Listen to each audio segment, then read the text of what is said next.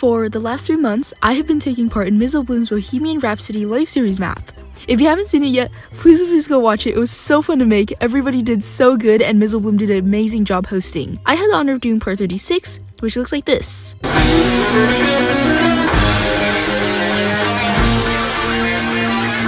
And you might have noticed I use Blender a little bit in every single scene, and I'm not really that good at Blender, so I got help from the local Blender expert for this map, Millie. Big thanks to Millie 1,000,000 times. Their YouTube is Millie5068, and they saved me from so many Blender-induced headaches, so check them out. But with that, let's start. Here is my storyboard.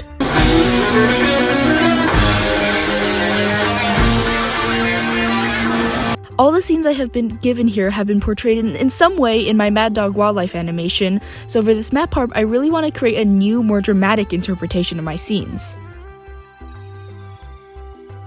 I started off by drawing all my 2D parts, then created a 3D tube, which the camera will move through to show the depth of the tunnel and eventually the bunker. After the base colors are done, I'm noticing the lighting is lacking, to say the least, so this is where I introduce my new favorite free compositing and editing program, Davinci Resolve. In Davinci, the compositing section is called Fusion, and it's so whimsical, I love it so much. In summary, you have the inputs, so your basic unshaded drawing, attached with cables to the outputs, and then you can put effects into the cables to change the outputs. It's on a 2D plane so you can visualize the node pathways, and here's how mine looks. Aesthetically and artistically speaking, I'm gonna give it like a 6.7 out of 10. The nodes are a little all over the place, but I am enjoying the cable variation. With that, scene 1 is done, and here's some before and afters of compositing, which I genuinely think saved this scene because it looks far more dramatic.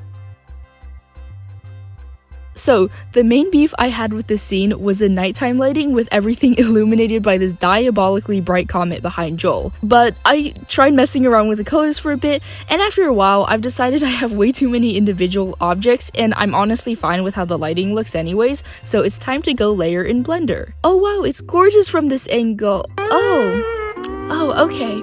Now, compositing time. I knew I was gonna have the most layers of all the other scenes when compositing for this one, but I didn't really expect 16. I don't even remember making this node tree because I fully entered flow state when compositing, and holy crap, I really thought I cooked with the raw lighting, despite it looking like a dusty screen in comparison to the after compositing, which I think looks amazing.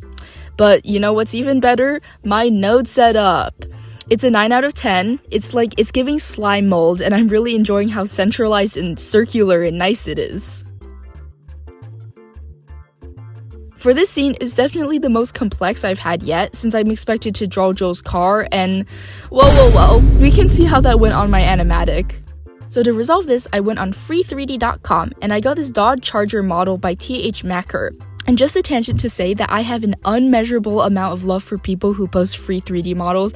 I am genuinely standing on the shoulders of giants. Like, I do not know what I would have done if I didn't have access to this car model, very generously given to the less skilled Blender users among us. And this car looks great, but since I'm not actually doing lighting, I'm gonna paint shadows and highlights onto the texture of the car. I initially opted to do texture painting in Blender, but it looked like this. I don't want to say anything too mean about it, but maybe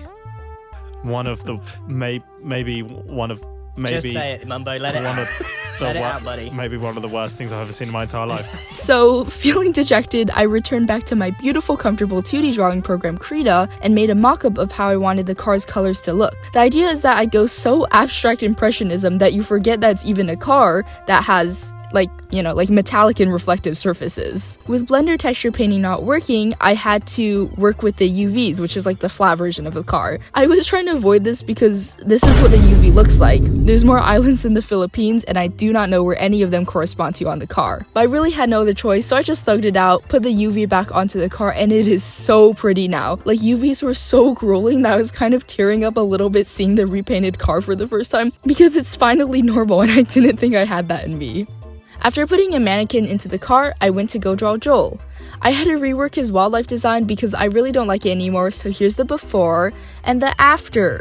Animating Joel was really difficult because although I'm rotoscoping his body, his head is still like moving in 3D space, rotating, while he is moving dramatically around the screen and changing sizes as well as changing expressions. So realistically, it wasn't gonna turn out that good. I just tried my very best, and he only looks pretty in like half the frames and not so good in the other half, but you wouldn't know because he's in frame for like half a second anyways. So nodes are like a 4 out of 10 this time. They're very imbalanced while trying too hard to be geometric.